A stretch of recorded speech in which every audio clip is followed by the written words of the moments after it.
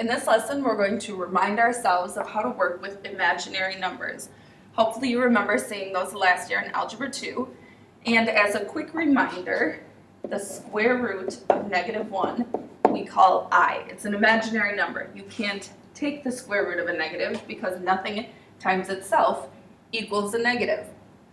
So when we're simplifying radicals with a negative, we can factor out the -1.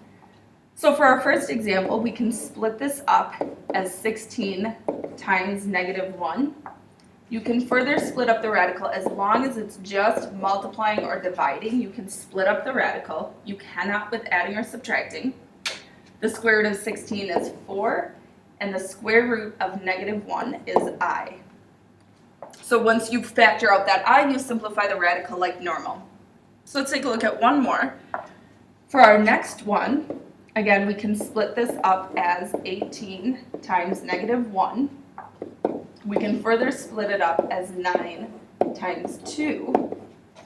And multiplying all of these together, we get 2 times 3, which is the square root of 9, or 6. Square root of -1 is I times the square root of 2. That's it for this topic. Since that was so short, I'm going to do a couple of topics in this video. Our next topic is taking a look at what happens when we raise I to a power. So the first power we could raise I to is 0. Well, anything to the 0 power, including an imaginary number, is 1. I to the first power, of course, is just I squared. So let's take a look at what happens if we replace I with the square root of -1 and then square it. Well, a square root and a square cancel each other out, leaving us with -1. So I squared equals -1. I cubed we can split up as I squared times I. I squared is -1, so I cubed is -I.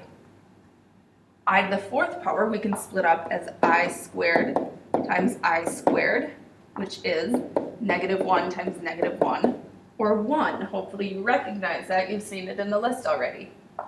I to the fifth we can split up as I to the fourth times I. Well, I to the fourth is 1, so I to the fifth is I.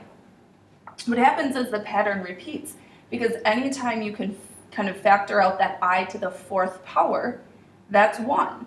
So the next one would be I to the fourth times I squared. I to the fourth is 1, and I squared is -1. I to the seventh would be I to the fourth times I cubed, which is -I. And I to the eighth would be I to the fourth times I to the fourth, which is 1.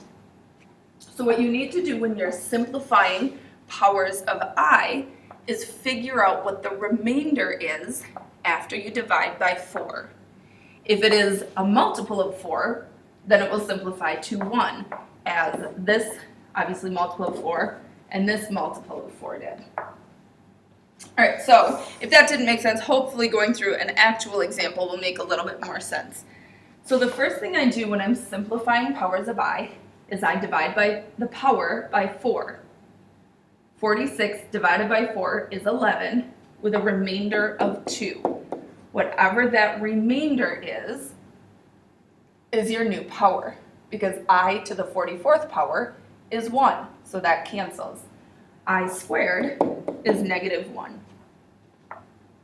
I to the 123 power. Well, I know that 4 goes into 120, so my remainder is 3, and I cubed is the same as -I.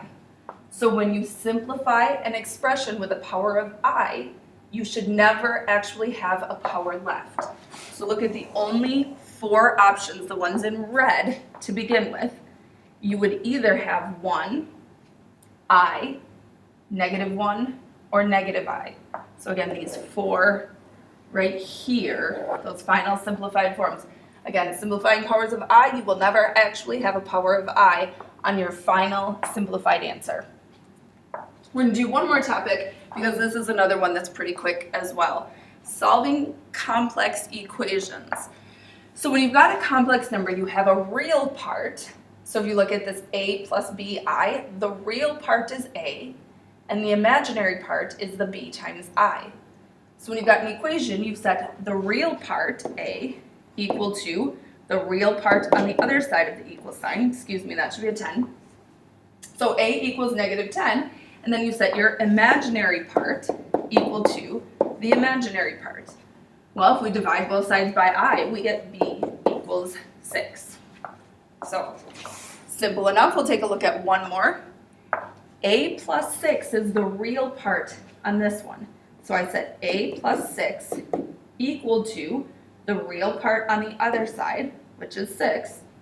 Solving for a, subtracting 6 from both sides, we get 0. Set the imaginary part, in this case it's 2bi, equal to the imaginary part on the right side.